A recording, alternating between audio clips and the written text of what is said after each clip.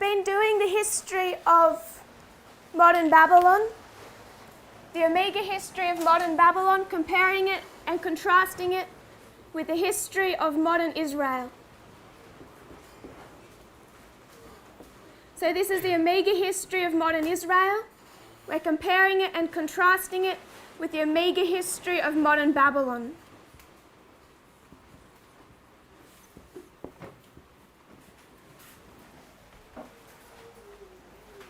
We began back in the Alpha history quite some time ago now, quite a number of classes back, and we compared and contrasted this history of the First and Second World War.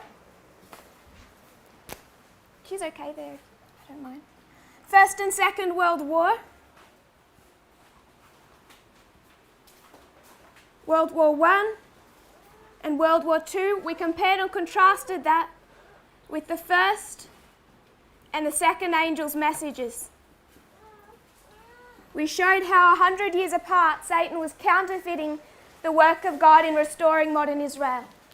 We lined up 1798 with 1899, 1844 with 1945, November 1, 1850 with November 1, 1950, 1863, 1962, 1888, 1989.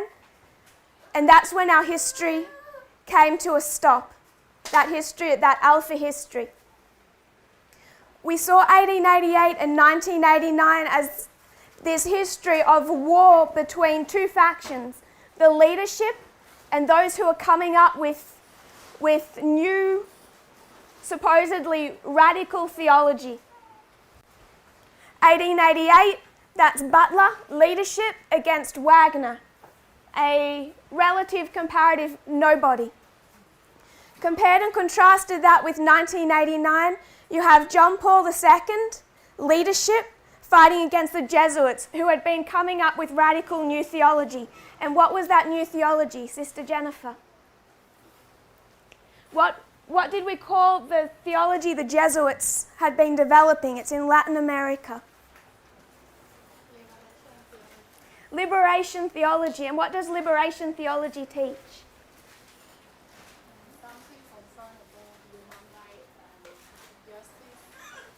They're all concerned about human rights, social justice. This developed in Latin America. They were engulfed in civil wars. What particular country did we discuss? Do we remember? It's El Salvador. What was the right-wing slogan of El Salvador? What was the right-wing slogan? Do you remember, Sister Elizabeth? Does anyone remember? What did they used to chant?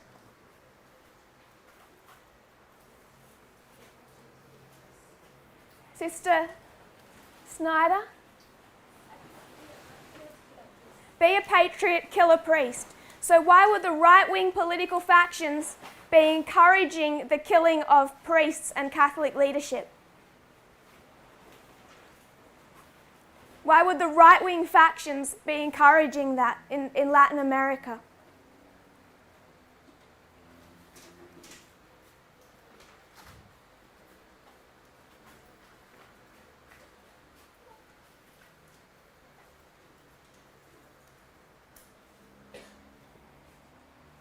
Remember in 1989, they killed 6 Jesuit priests in El Salvador.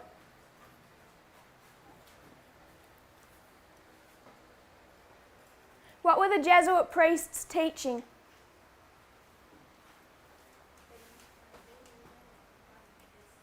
Sorry? They weren't teaching that then.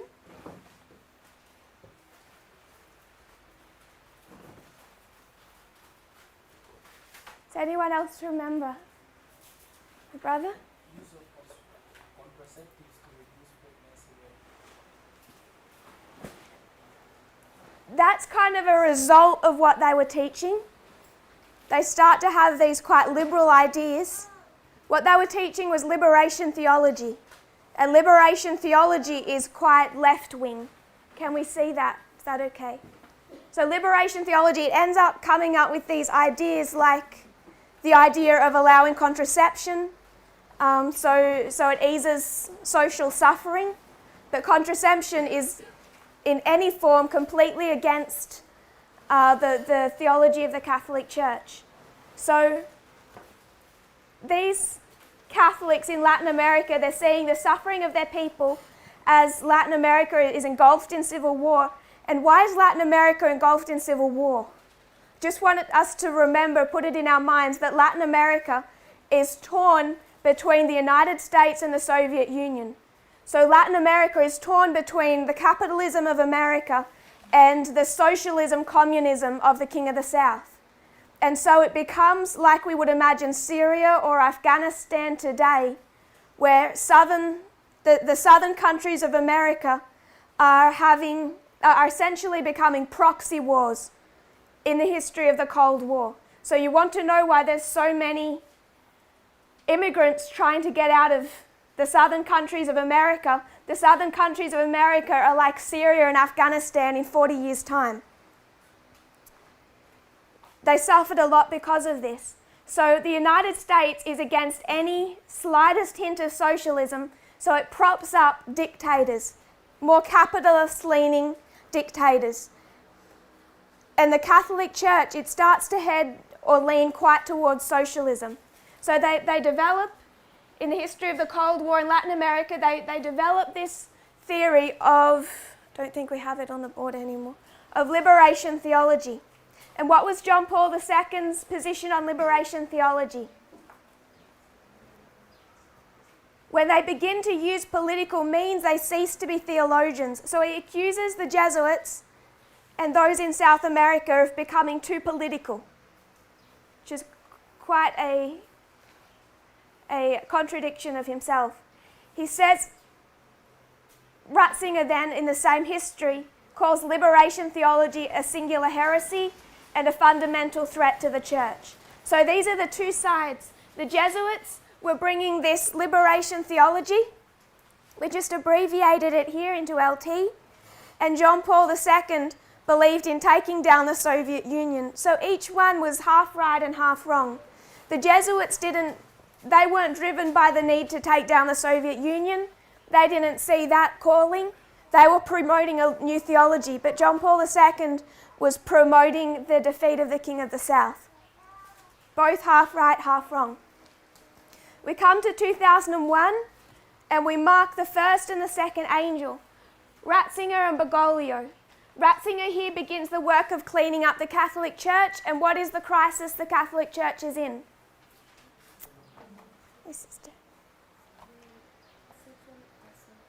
The sexual assault crisis.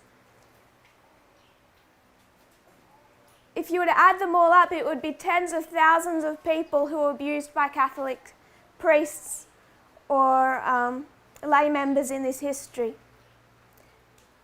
It's created a crisis that fully breaks out into the open. It's swelling, but it fully breaks out into the open in 2002. And Ratzinger from 2001 is overseeing the cleanup of that crisis. From 2001 to 2005, he's working on cleaning up that crisis. He's not having much support from the Catholic leadership because John Paul II sees no need to clean up this crisis. He just covered everything over. In 2005, we mark the death of the leadership. Death of the leadership we mark at 9/11, death of the leadership in 2005, and introducing the new leadership, Ratzinger becoming Pope Benedict. We also mark the arrival of the second angel. Bergoglio is the runner-up, and here he starts to be much more well known. So we come to 2001, 2005. We're under the leadership of the first angel, but the second angel has arrived. Then the first angel is going to encounter a crisis. In 2012, it's the rejection of time. Elder Jeff rejects the testing message for that dispensation.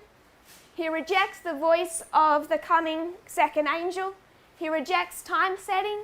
And in 2014, just as Moses struck the rock, so was not allowed to enter into the promised land, 2014, you have the transition from Moses to Joshua, or Elder Jeff to Elder Parminder, the empowerment of the second angel, transferring leadership. 2012, there's a crisis in the Catholic Church, Vatileaks. Because of this crisis, Pope Benedict resigns. 2013, you have a transition from the first leader to the second leader, Benedict to Francis. The second angel empowered. 2014, he begins to restructure the Catholic Church. Two things happen in 2014. First, we discussed the synod on the family. That was described with what word? What did he do to the synod of the family? It's the same word you would use for an election. Rigging. He rigged the synod of the family, and this creates a storm at that synod. And who was one of the leading, in some instances, the leading conservative voice against him? Australian, George Pell. So George Pell is one of the leading conservative voices that fights vocally against this rigging of the synod. To bring a more liberal-minded conclusion out of that synod. That was his attempt. At the same time, in 2014, he sets up this REPAM. It's the preparation for the 2019 Amazonian Synod. And then we trace the history of 2014 to 2019 as he tries to set up that synod.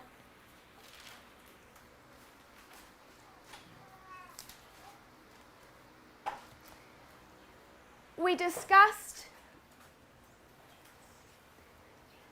April. Before we touched on this Amazonian Synod, we went back to April because in 2013, Pope Benedict retires, and what promise does he make? What's the promise, Brother William? He's going to remain silent. He's going to remain silent. So he's not going to interfere with the work of his successor. That's his promise. More than a promise, that's really what's required of him. So 2013, he makes the promise that he's not going to interfere with the work of his successor. April 2019, he breaks that. He breaks that promise for the first time openly. In April 2019, what happened? What happened internally in that year? Sister. What happened inside the movement, April 2019? Early April.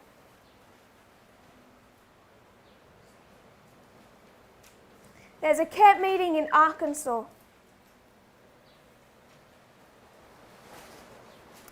You know, externally, we just discussed Pope Benedict speaking out, undermining his successor, Pope Francis.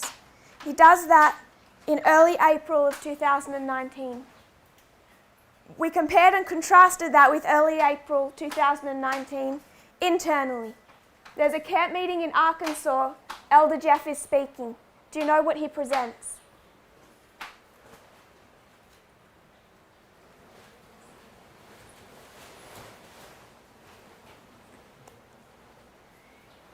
My sister, do you know? With what presentation? Half right and half wrong. So early April 2019, Elder Jeff undermines Elder Parminder by presenting the message of half right and half wrong. He's saying that Elder Parminder in 2012, with time setting, was half right and half wrong. That he was right on the time, but wrong on the prediction of 2014 as Sunday law. So while he's acknowledging that he has passed the mantle, he's also undermining his successor. And it's interesting to note that when Elder Jeff left this movement at the end of 2019, he made the claim that it had been many months since he had watched any of my presentations, and many months since he paid any attention as he watched them. So he says at the end of 2019, somewhere back here, I stopped watching anything Tess had to say. And even before I stopped watching, I intentionally paid no attention through her presentations, which is why to attack us now they have to resort either to personal attacks, which are mostly lies, or theological attacks, which are mostly lies about what we teach. They don't even know what we teach.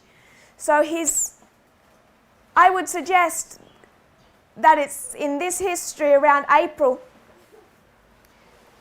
Definitely he's not paying attention, probably stops watching entirely anything we have to say, because we've had this conflict about whether or not he's right on the doctrine of half right, half wrong. And our position is that that's incorrect to take that to a history of success. So at the same time, in the same few days that we had that internally, they experienced that in the counterfeit externally.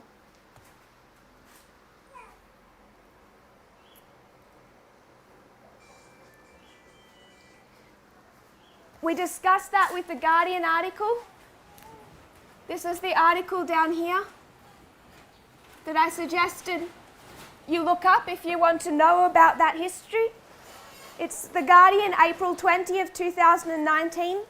One church, two popes, why Catholicism is in crisis this Easter.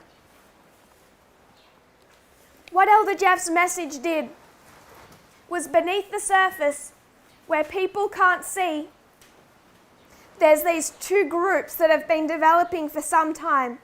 And he would refer to them, because I think Elder Jeff knew it as well, that there was the disciples of Jeff and the disciples of Elder Parminder. Two groups of disciples. And they all knew that. So they both knew that there's two groups, disciples of the first angel, disciples of the second angel, and that has been somewhat beneath the surface. But when Elder Jeff starts speaking in this fashion, it gives added incentive for the people who consider themselves disciples of Elder Jeff, not of Elder Parminder. He may now use the name minions to ally themselves more closely with Jeff. It starts to polarize this movement, dividing us more neatly into these two groups. Those who accept the first and those who accept the second. The same thing happened with the external. When Pope Benedict speaks, he's representing conservative Catholicism, and that starts to show or to demonstrate the polarization between the disciples of Benedict and the disciples of Francis. They're also equally torn. We read some of this article. It spoke about Benedict's retirement as being the first in 600 years.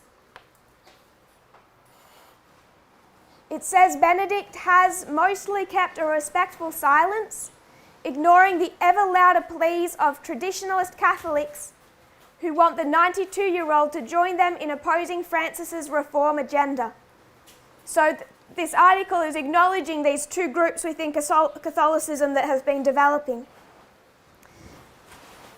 All of this changed, Pope Benedict's silence changed early April when Benedict published a 6,000-word article in a German magazine. It blamed the sexual abuse scandal on the 1960s sexual revolution and the homosexual cliques that allowed this lawlessness to infect seminaries. So he's saying that it's this immorality that has brought the sexual abuse crisis. And that's quite easy to disprove. They've had abuse well before 1960. Some of this abuse goes back prior to any type of sexual revolution or liberalism that came into secular society. In fact, you can go back hundreds of years and see that this is not a new problem. They have accounts going back to the 1300s of child abuse.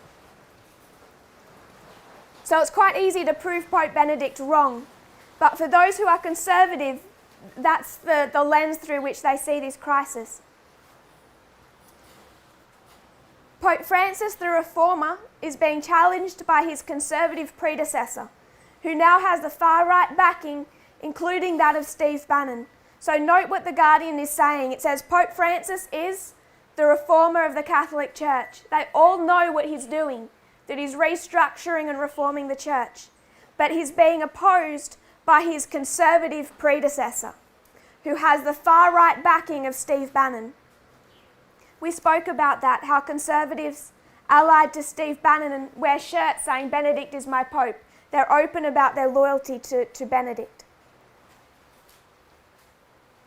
It goes on to say that Francis and Benedict represent opposite poles of Catholicism.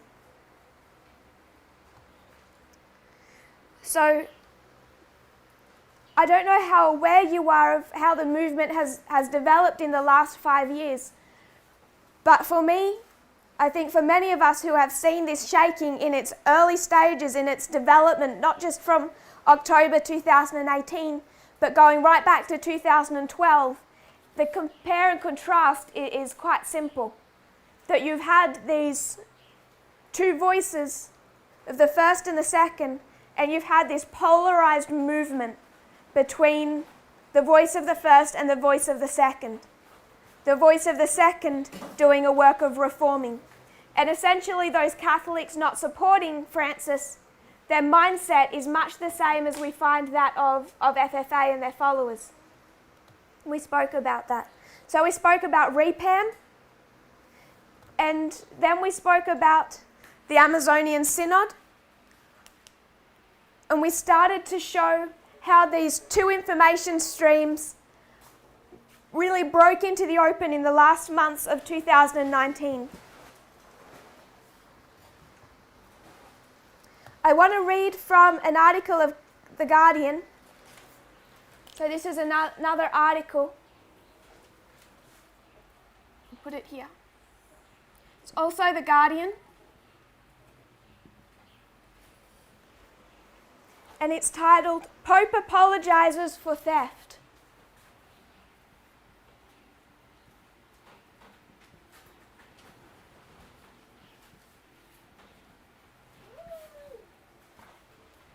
Pope apologizes for theft of the Amazon statues.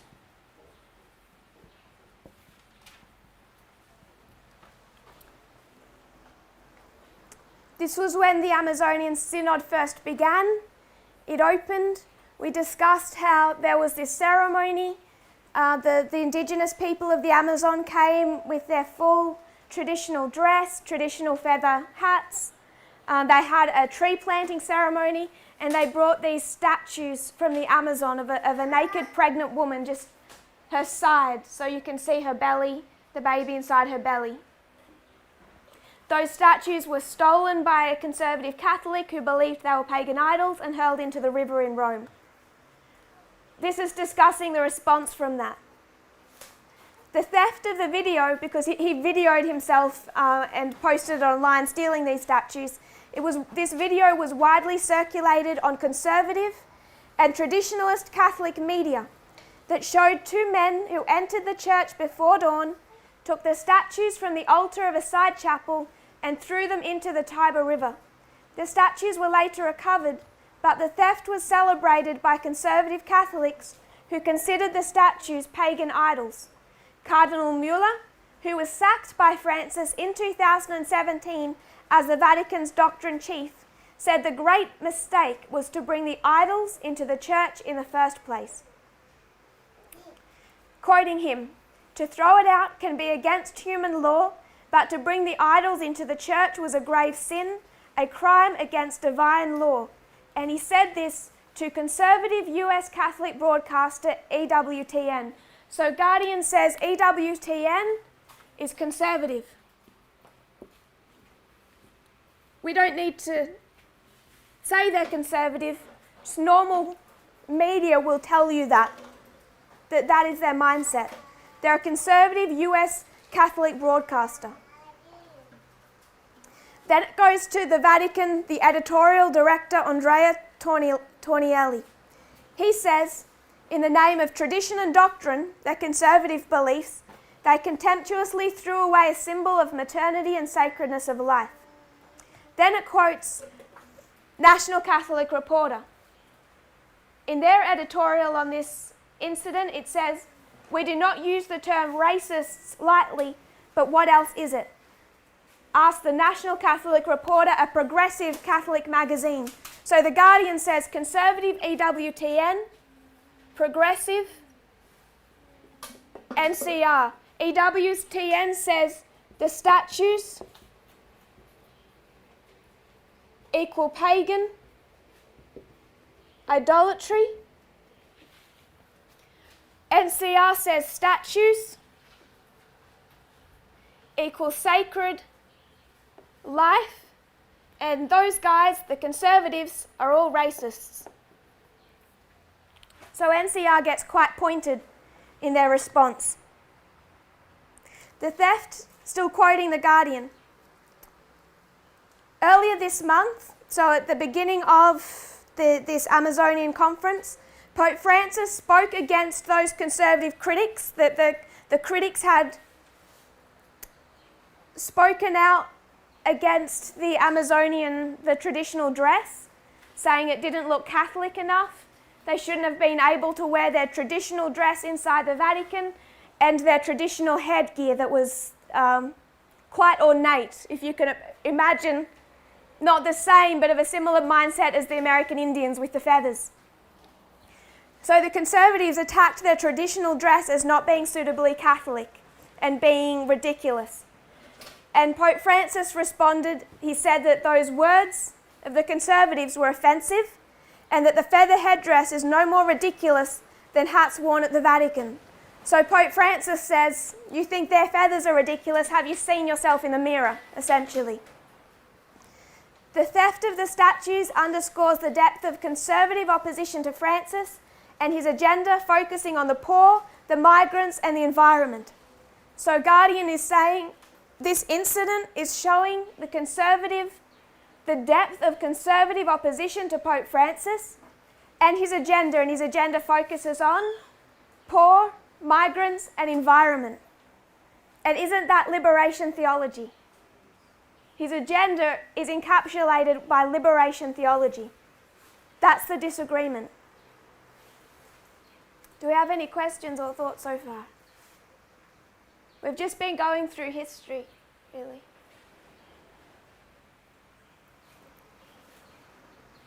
We also, for your own research, LifeSite News. LifeSite, I believe, is one word.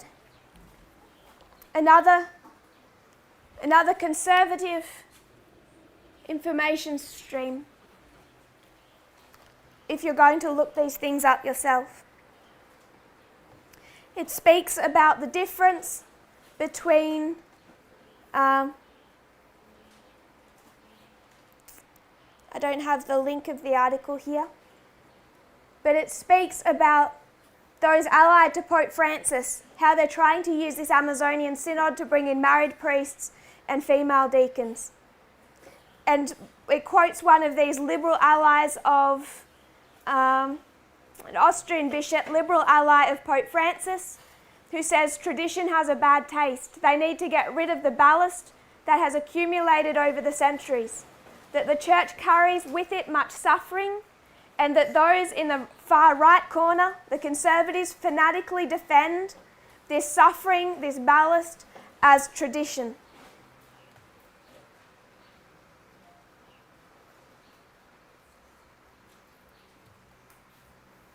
Quoting from National Catholic Reporter, I just want to give a couple quotes of them to drive in the point. Quoting from NCR, they say, EWTN could be counted on for the kind of ridiculousness as they fretted about a tree planting ceremony that they and other critics of Francis considered pagan. J.D. Flynn at the Catholic News Agency picked up this refrain, noting, the identifiably Christian aspects of the Amazonian indigenous rituals have often taken place alongside unidentified images and sculptures, and with the incorporation of rituals of unclear origin, that has led to confusion. The charge of confusion has been levelled at Francis before, always by people who like their religion black or white. Why is the carved image of a pregnant woman so tantalising to these critics? But they have not a second thought for the Egyptian obelisk in the centre of St. Peter's Square, nor the fresco of the Delphic Oracle in the Sistine Chapel, Remember that Philistines in earlier generations wanted the nudes on the Sistine Chapel covered. So it's highlighting the hypocrisy of the conservative position in Rome.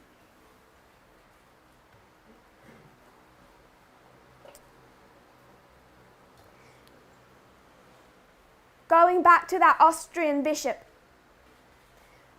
he says that there have been many teachings, we read this yesterday, I'm just reminding you, many teachings just within the 19th century, in the 1800s, that the church in the 1900s abandoned.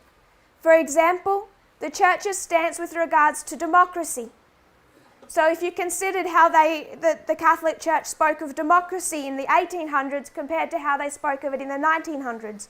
So what this Austrian prelate is saying is your position on democracy changed from the dispensation of the 1800s to the dispensation of the 1900s.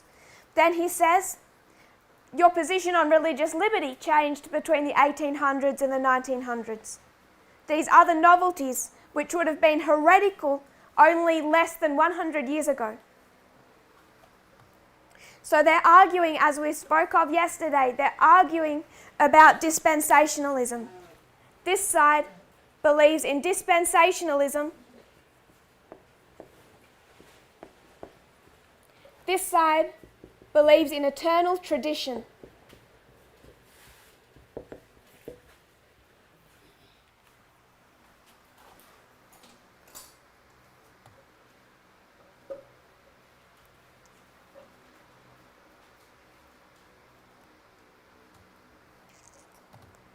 Do we have any questions or thoughts so far?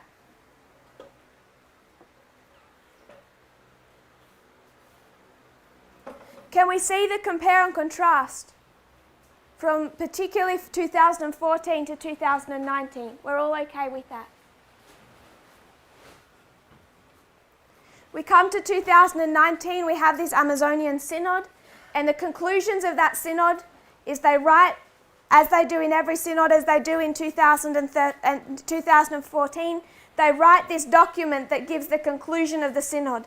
And the conclusion that they're giving is they're sending this document to Pope Francis, and they're recommending that he, in the Amazon, introduces married priests and also introducing female deacons.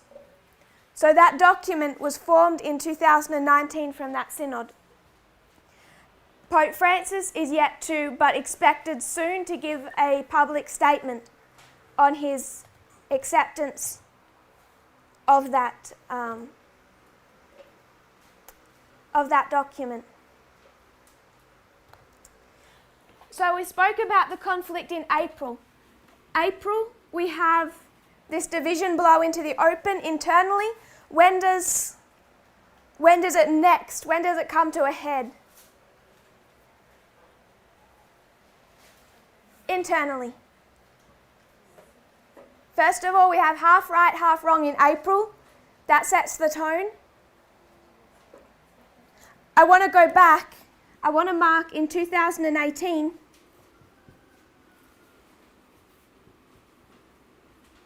The Midnight Cry is given, and is it accepted by a great many people? By a great many people, it is not accepted. If you want to talk about two streams of information, does Elder Jeff accept that? No. So you have vocal and not so vocal rejection of the Midnight Cry from the very beginning. 2018, you have an attack and a rejection. 2018, was there an attack and a rejection of Francis? Who remembers that? I think it was actually presented in October because it had already happened by then. 2018, there's an attack on Francis and his allies. My brother. Archbishop Vigano. For your own research, I just want to note that there. You can trace this split developing, particularly from 2018. 2018, Vigano speaks on behalf of the Conservative group, and they are rejecting Francis and his methodology. 2018, you have this attack and rejection of the Midnight Cry message. Not openly by Jeff, not openly by Benedict, but definitely by their followers. Benedict didn't speak out and support Vigano, but it was his disciples who were fighting. Elder Jeff didn't openly fight and speak against this message, but his disciples were fighting it. So we can compare and contrast 2018, then April 2019, and then when does it next blow into the open? Sister Elizabeth. Sorry? When?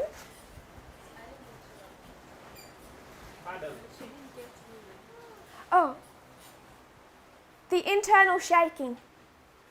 I said that it's been developing for years, these two sides, the two sides of disciples, but it blows into the open. It becomes wide and public.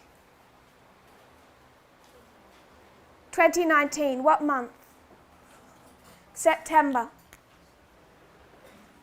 So if you were to mark September 2019, you see these two sides.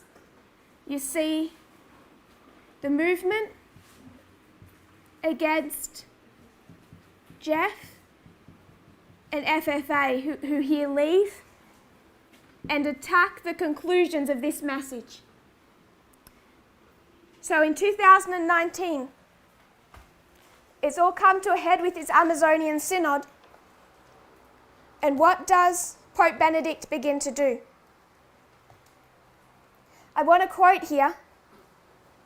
This is a good article Sister Solange sent me. It's from the National Catholic Register. Is the National Catholic Register liberal or conservative? It's conservative. Remember to check the difference between National Catholic Reporter and National Catholic Register. National Catholic Register is conservative.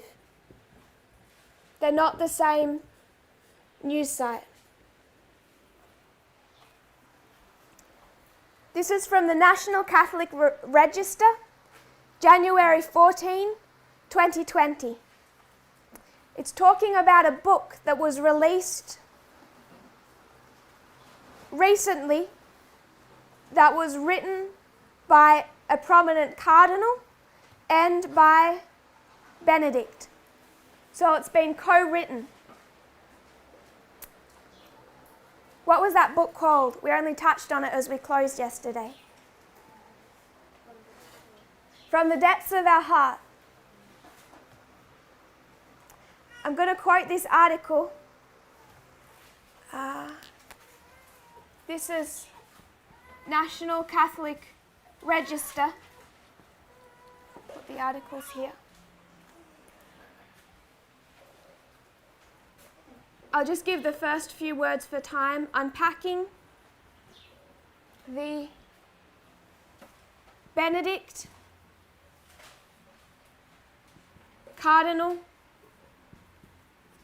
book fiasco. If you put that in, it should come up. National Catholic Register. Unpacking the Benedict XVI Cardinal Sarah book fiasco. The book's rollout caused a backlash against Benedict, appearing as co-author of the book, even though it appears the Pope Emeritus had given at least tacit approval, prior approval, for the full manuscript. So what is Pope Francis hoping to have changed through the Amazonian Synod? What is he hoping to bring in?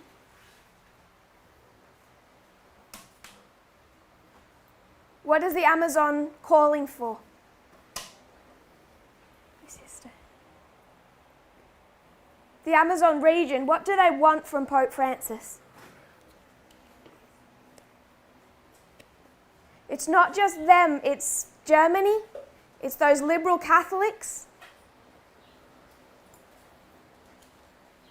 worldwide. My brother.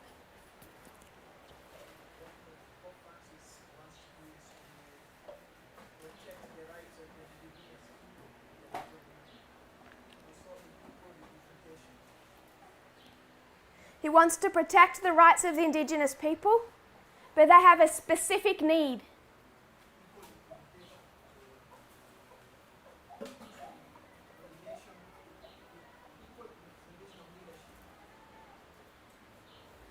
My sister.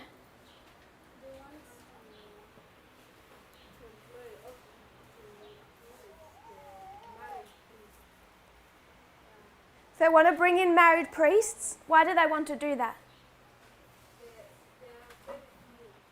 There's very few. So there's very few priests. They want to be able to ordain married men. And this goes strongly against Catholic theology. So this is all happening in the history of the Amazonian Synod. Everyone knows that's what they're attempting to do, all the way from REPAM in 2014. Everyone knows this is what is building. So late 2019, this Cardinal Robert Serra, he writes to Pope Benedict. They have some communication, and he asks Benedict to give him some feedback. Remember, Benedict, what's he known for in the Catholic Church? He's their chief theologian. So Cardinal Serra writes to Benedict and says, give me some text, some information about why priests cannot get married. So can you see the conflict already? When did he write to Benedict?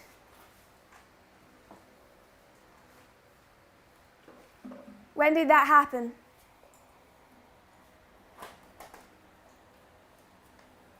Do we know? Just comparing and contrasting without knowing the history. When did this split start? Sister Solange? It began a little earlier. I'm looking for not when it became public, but when Benedict started writing to him. When they started writing this book opposing Francis.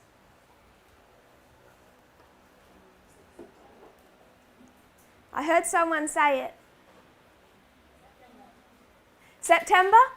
September 5, so beginning of September. On September 5 of 2019, after visiting Benedict XVI at his residence, Cardinal Serra wrote to the Pope to ask him to write a text on the priesthood, especially on the need for priests to be celibate. So Pope Francis, he's got this whole Amazonian Synod in the works. Everyone knows what it's about. Cardinal Serra visits the former Pope and they have a discussion. This is all end of August or early September. When did the shaking happen in the movement? End of August, early September. Go to the counterfeit. At the same time, you have Cardinal Serra beginning to dialogue with Pope Benedict, and what they're beginning to discuss is their opposition to Pope Francis and his theology. He told him he didn't expect Benedict to agree because Benedict may not want to stir up the media. So Benedict knows that if he writes against Francis, everyone's going to know what he was doing. And he thought Benedict then would not would not write out his views on priestly celibacy. On September 20, Benedict replied, saying he had begun to write a text on the subject, and Cardinal Serra encouraged him to finish the task. On October 12, Benedict gave him a long text, and Cardinal Serra thought it too profound and lengthy for a newspaper. He therefore proposed to the Pope the publication of a book integrating the text of Pope Benedict as well as the views of Cardinal Serra. So on October 12, he sees that all Benedict has written in support of priestly celibacy, that they can't get married, and he decides that this is too long and too profound, it needs to be put into a book. They start to exchange views and documents, and then on the 19th of November, he sends the completed book to Benedict. They had jointly decided the cover a common introduction and conclusion, the text of Benedict XVI, and the text of Cardinal Sarah. So every part of that Benedict is aware of, he's seen, and he's approved. On November 25, Pope Benedict expressed his great satisfaction concerning the sections prepared in common and wrote a key sentence, quoting Benedict, "For my part, the text can be published in the form which you have planned." On December 3, he visited Benedict to explain our book would be printed over the Christmas holidays and released January 15, and he would bring him the work at the beginning of January after returning from a trip to my homeland. Following the announcement of the book, which first appeared in the French newspaper on January 12, a storm of criticism ensued against the Cardinal and Benedict, portraying both of them as at odds with Pope Francis and criticising the Cardinal for using Benedict in his dotage. Cardinal Sarah, widely seen as an honest man of integrity, said in his statement, "The polemic," I think they mean politics, "which has aimed to tarnish me for several hours by implying that Benedict was not informed of the appearance of the book from the depths of our hearts is completely despicable.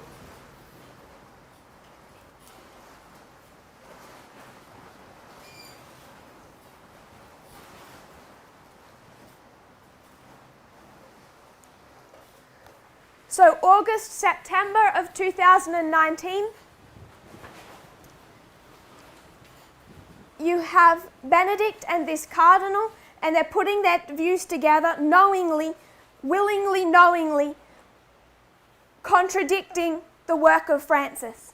And this has really, in essence, polarized the two sides within Catholicism, followers of Benedict and the followers of Francis. Because now, how do you know what to believe? Are you for priestly celibacy or are you against priestly celibacy? You are forced to pick a side. So this has polarized the Catholic Church in that fashion.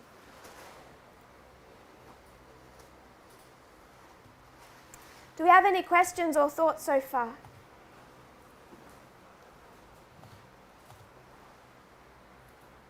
Can we all see the compare and contrast we've been constructing?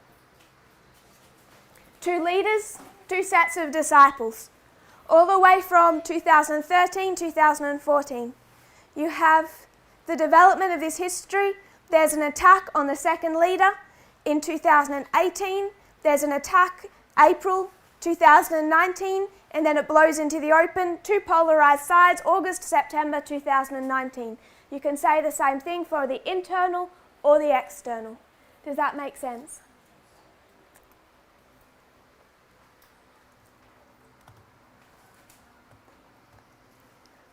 So I want to move into our dispensation. We have 2019 Paneum Sunday law. What do we know happens internally in this history? Give me a line.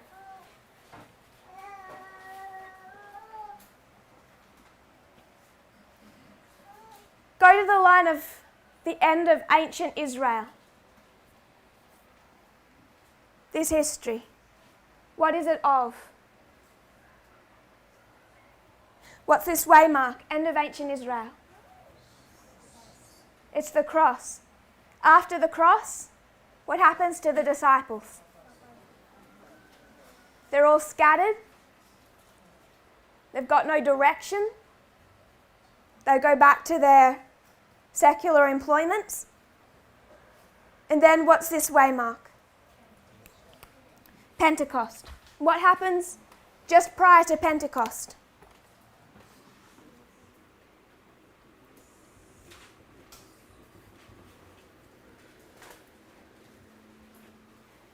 They go back to the church at Pentecost. Prior to them publicly speaking, what happens? Where are they? They're in the upper room. They've been lost in the history after the cross. They've been aimless. They have no clarity on what they're meant to say or do. You've had Judas leave. There's all of these issues. They're in a scattering time. And then as you come up to this history, they come into the upper room and they understand parable teaching, they come into unity and they're given power. Does that make sense? So what happens in this history? You have them from being scattered and torn to being gathered. And then for the Jewish leaders, they've crucified Christ. They've seen his disciples torn apart. They come, they see nothing until here. Prior to Pentecost, we know that there's a development, that they're being gathered, they're given a message. That message is all based on parable teaching, by the way, which I think we're all aware of. And then here, they're ready to do a work. Does that make sense? And from being a few, how big do they grow? This is the development of the early Christian church. Is that okay? And then at 34 AD, they go to the Gentiles or the world. So compare and contrast this history. If we can compare and contrast all of this, do you think we can compare and contrast this? So here, this is the waymark of the cross. So what happens within the Catholic Church? They have been torn and scattered. They have been through their own shaking. They're continuing to go through that shaking, much as we are still going through ours. The division has occurred, but they're still in this difficult time period. Then we come up to this history.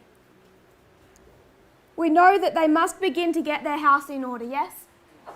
We get our house in order, they get their house in order. And then from Panium forward, they begin to rise. And at the Sunday law, the deadly wound is healed. I think that's all where we all place it. The deadly wound is healed, and they do a work in the world. First the church, and then from the Sunday law, the world. First the church, and then from the Sunday law, the Gentiles or the world. Does that make sense? So if we expect to be restored and gathered and lifted up as an ensign, what do you expect of the Catholic Church? Whatever they look like now, however divided they look like now, you know what's coming for them, because of however divided we look like now, we know we're in a history of success, and that is what it's going to look like. Do you have any thoughts on that point? We've compared and contrasted our history from 1798 to 2019 to 2020. So we've done a compare and contrast all the way from where we're standing now back to 1798.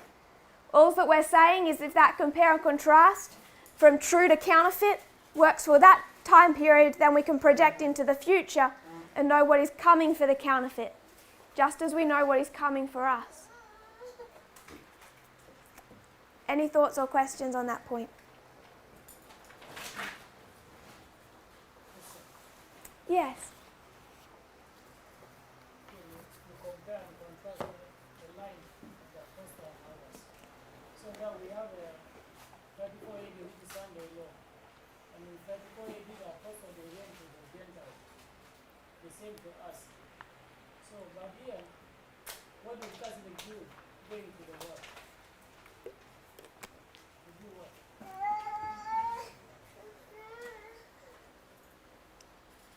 Are you comfortable that they do go to the world then? Because that's no new conclusion, that's typical Adventist understanding.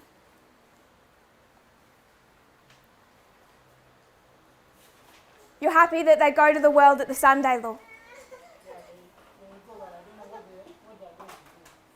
But you're just happy that they do that?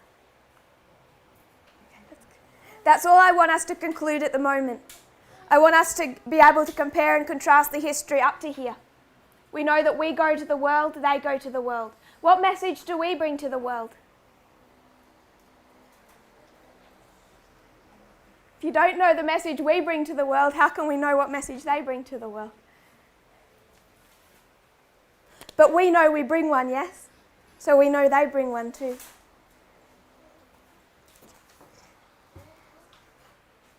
And everything prior to the Sunday law is internal.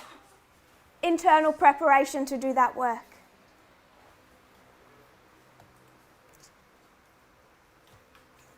I want to bring us back then, separate to this. Does anyone mind if I erase the top line? You might. I'll quickly take a photo.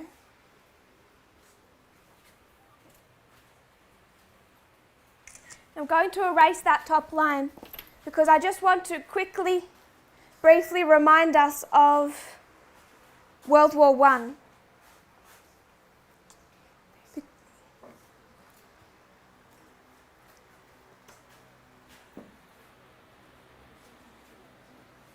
This is the compare and the contrast.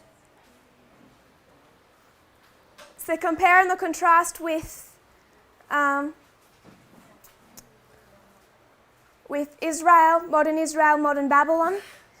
But due to room on the board, I want to erase the top line and just plot in our understanding of the Third Diadochi War and World War I.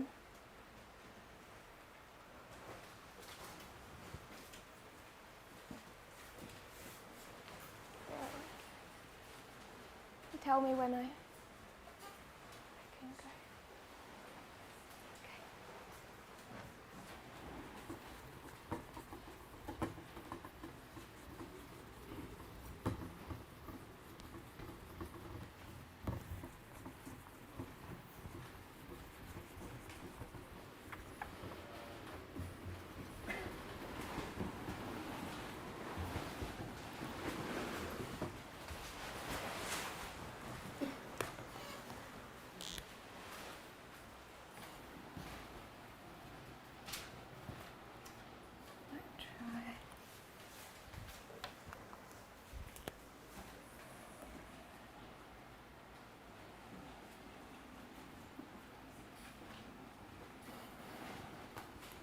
I don't want to go into every detail of the Third Diadochi War.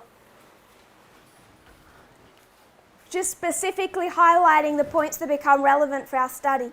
We all understand how we have World War I and World War II and we've applied them to World War III. Connected to World War I and World War II is the Third Diadochi War and the Fourth Diadochi War. Does that make sense? The Third Diadochi War connects us to World War I. We can take both of them into our own time, and then we take the Fourth Diadochi War, World War II, and bring them into our own time. So we could do this study with all of those wars. I want to particularly just highlight, though, the Third Diadochi War. That's the one that brings in what's relevant to our study. So you have the Third and the Fourth Diadochi War alongside World War I, World War II. You combine them to equal World War III. So when we go to the Third Diadochi War, we see that it has the same parties, the same opposing sides as in the Fourth Diadochi War. Just like in the First World War, you have the same opposing sides as in the Second World War. Germany against the Allied forces. Germany against the Allied forces. Though they were called differently in the first, but it's the same concept. So when we go to the Third Diadochi War, we find Antigonus. And Antigonus is, who does he represent? The King of the North. So it takes us back to the time of the end. It takes us back to 1989. And in 1989, you have this conflict between the King of the North, Antigonus, and who? Antigonus here, is he a sole superpower? No. There is an extremely powerful superpower opposing him. Who is that? Eumenes. So it's Antigonus versus Eumenes. Two superpowers, both resisting or holding back the strength of the other. Antigonus versus Eumenes.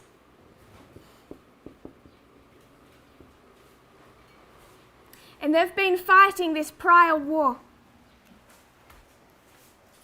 We mark the time of the end as the conclusion of this war.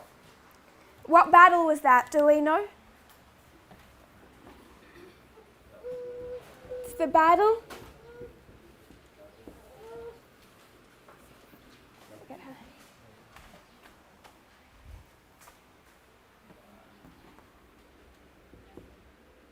It's the Battle of Gabini. So prior to where we mark the time of the end, you have Antigonus versus Eumenes, two superpowers, and you come to this final battle, the defeat of Eumenes, and Antigonus has taken with him two allies through this history. Who are those two allies? Python and Seleucus.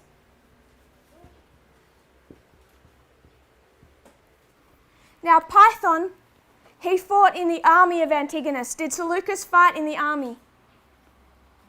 No, he didn't engage in the fighting, but it was moral support. Python engaged in the fighting. So Antigonus versus Eumenes, two superpowers, and Antigonus has with him, I'll put them up here, Python, and as moral support, Seleucus. Seleucus did do some skirmishing, but he was not part of Antigonus's army. At the Battle of Gabini, Antigonus defeats Eumenes. How did he defeat him? So it wasn't in the battle. He used elephants. Elephants created a cloud of dust. He went behind enemy lions and took the people, the loot of the silver shields being the elite fighting force of Alexander the Great. He took everything that these men had earned for the entirety of their lives, and alongside that he captured their families. So Eumenes is defeated or overthrown by his own people from the inside. His own people surrendered him to get back their families and their belongings. Does that make sense? So Eumenes is defeated from the inside. And when we compare and contrast, who do we make these people? You have Antigonus, the king of the north, just in application, USA. Eumenes, Soviet Union. The Soviet Union, who took it down? Who pulled down the Berlin Wall? Themselves. It was his own people that dismantled the Soviet Union. His own people turned on him.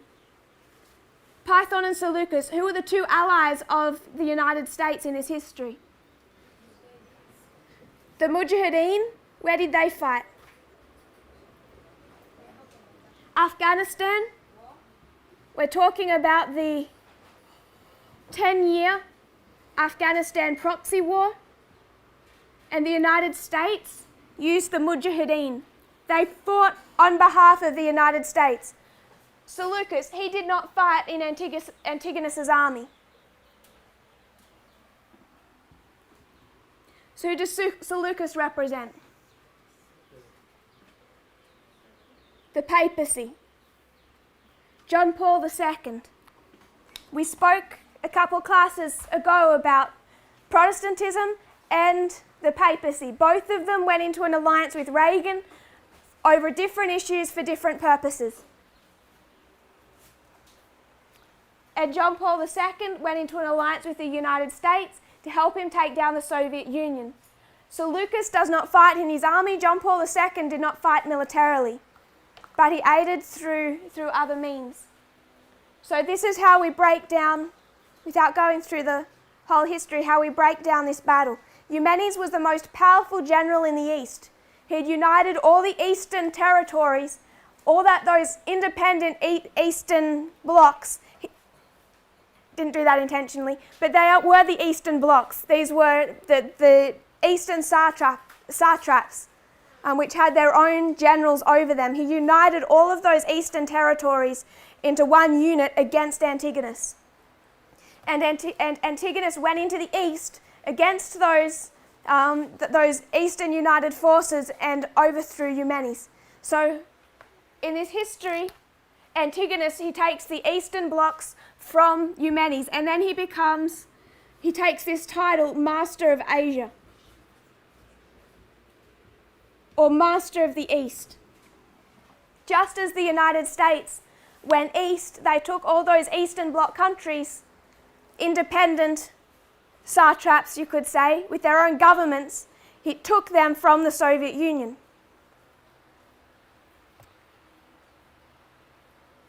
So after this battle, Antigonus becomes a dictator. We come down to our line, and from 1989 to 1996, who gained power? The Mujahideen. Who did they turn into? The Taliban. So the Mujahideen renamed themselves, rebranded as the Taliban, but they're the same thing.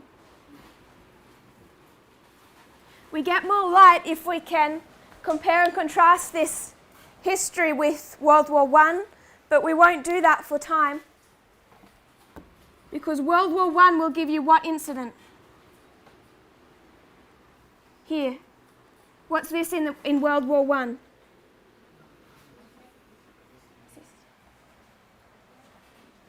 Sorry? I can't hear you, sorry, I got the two vents.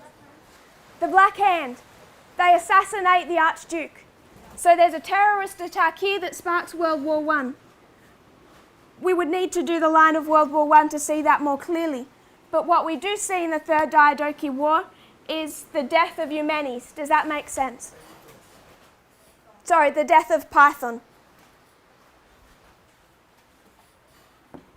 Antigonus has become more and more dictatorial,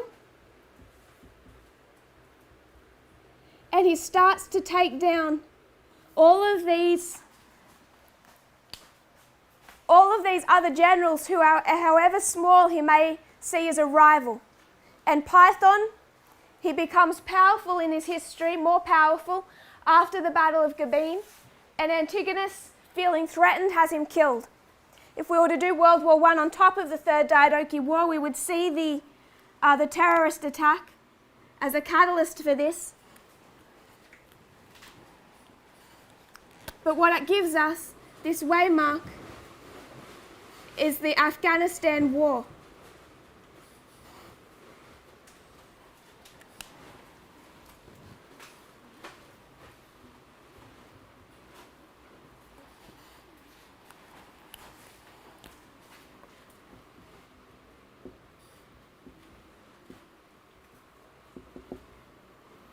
So you have Antigonus.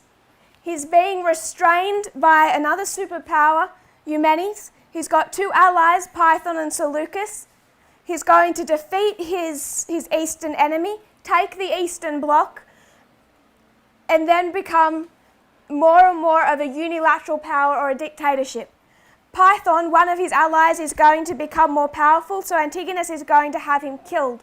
And then in this history, as he's becoming a dictator, Seleucus ends his alliance with Antigonus and joins the other side.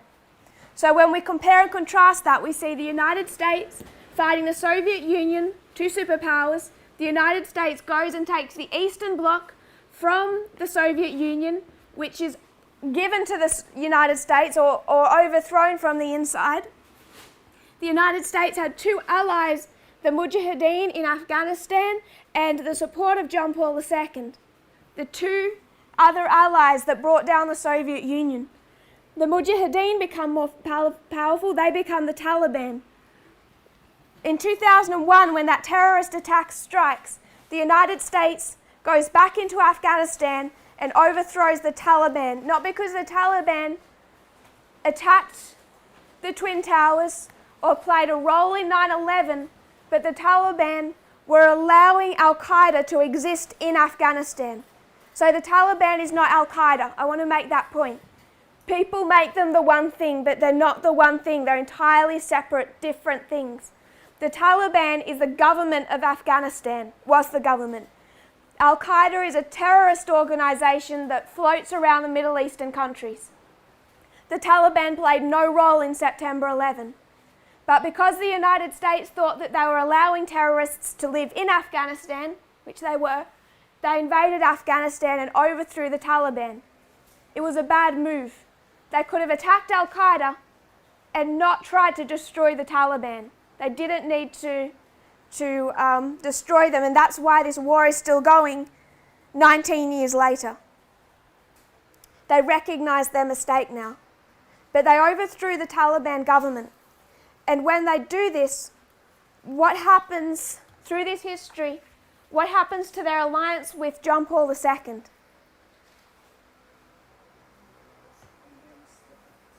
How's their relationship after 1989? United States and John Paul. It's not good.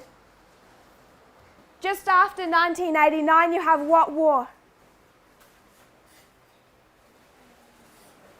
Sister Jennifer, what's the war America goes into just after 1989?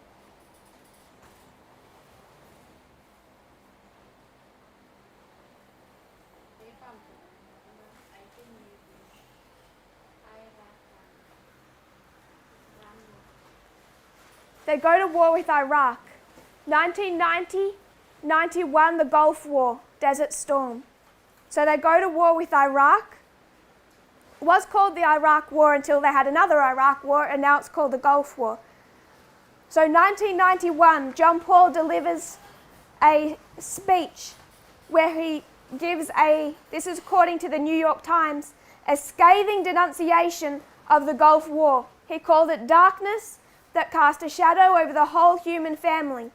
He says the United States made a choice of aggression and the violation of international law when they thought they would solve the tensions between the peoples by war. So he says the United States has acted aggressively and international law. Throughout the Gulf War, John Paul made his opposition abundantly plain, and several times the Vatican expressed frustration over the futility of the papal appeals for peace. So straight after 1989, you start to see the alliance between the United States and the papacy crumble. John Paul thought that he had an alliance with the United States where he could wield influence. But the minute the Soviet Union began to crumble, the United States government, what use did they have for the papacy? None. So they ignored anything further that John Paul had to say. They'd used him and then discarded him. And he was aware of this, and he was so angry. So he speaks out in 1991 against the United States. He goes on to talk against the United States' role in Eastern Europe. He says that capitalism is almost or virtually as bad as communism. He just launches attack after attack on the United States. Then you come to 2001, the war in Afghanistan, and John Paul said that while one should defend oneself against terrorism, you should only hold the terrorists themselves to account, not entire nations. What is he saying? The United States can go attack Al-Qaeda, but did they have any right to invade Afghanistan? No. So he's speaking against the war in Afghanistan. Then 2003, what war develops in 2003? Iraq War. And John Paul expressed his strongest opposition to the Iraq War. He called it a defeat for humanity. He urged the United States to resolve their disagreements with Iraq through diplomatic means. He said no to war, quoting him, no to war, in an exhortation over Iraq. He's ailing in this history. He dies in 2005, so 2003, it's just 2 years before his death. He meets with George Bush, and it says that he was barely audible. He's aging by this stage. But he's urging George Bush to, as quickly as possible, return Iraqi sovereignty. He says it is the evident desire of everyone that this situation now be normalized as quickly as possible with the active participation of the international community and in particular the United Nations. So the United States invaded Iraq against international law, against the United Nations. John Paul's condemning them for that too. He says the participation must be with the United Nations and the international community. So from 1989 and the beginning of the fall of the Soviet Union, this alliance between Antigonus or Seleucus or the United States and the papacy disintegrates. We're out of time, so we might close here. We're just trying to bring in the Third Diadochi War and show the role of the papacy, how it has struggled through this history from 1989, bringing us down to the history of Panium. Do we have any thoughts or questions before we close? Yes, my brother. Okay, we know after the defeating of USSR that this Ukraine and Austria, they go back to, they are being relieved from USSR, influence of USSR. And the expectation of Pope was that these countries will return to this side, but they embrace the Western capitalists. So how can we put that on with what you have said about there's this parting away? Was this one of the also cause purpose parting with the United States of America? Yes. We could go back to this history, and what Pius XII wanted was as Germany crossed that line and started to invade the Soviet Union, what Pius XII wanted was that priests would follow in that wake and do this huge Catholic revival of Eastern Europe. And he asked Hitler for that when Hitler invades the Soviet Union, if he can send in all of his priests and pretty much unify those Catholic countries as being firmly Catholic. Hitler forbade him to do that. That's one of the reasons it's a history of failure. He said, if you go in, everyone's going in. He refused to allow the Catholic Church to do that, so they did that in secret. They would get Catholic priests, enlist them into the army, they would pretend to be part of Hitler's army, and then once they got over the eastern border, they would disappear. And they'd go to someone's home and they'd start doing mass and recruiting people. So Pius XII in this history was expecting, after Germany or the King of the North took over Eastern Europe, that whole bloc would become Catholic. And at least in the moral sense, in the way they operate, which really becomes political, that they would be following the leadership of the Catholic Church, not Hitler.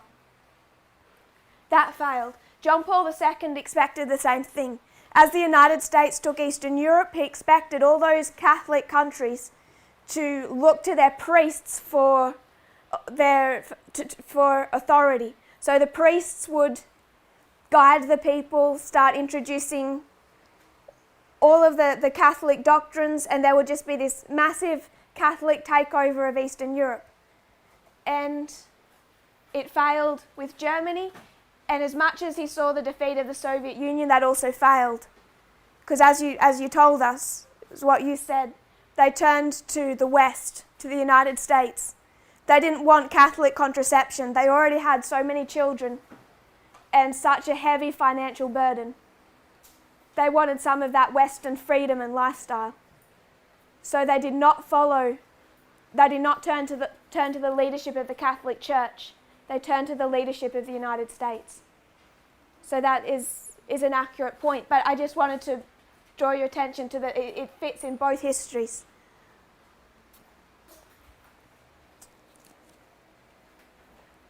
If no one else has a comment, we'll close in prayer. If you kneel with me.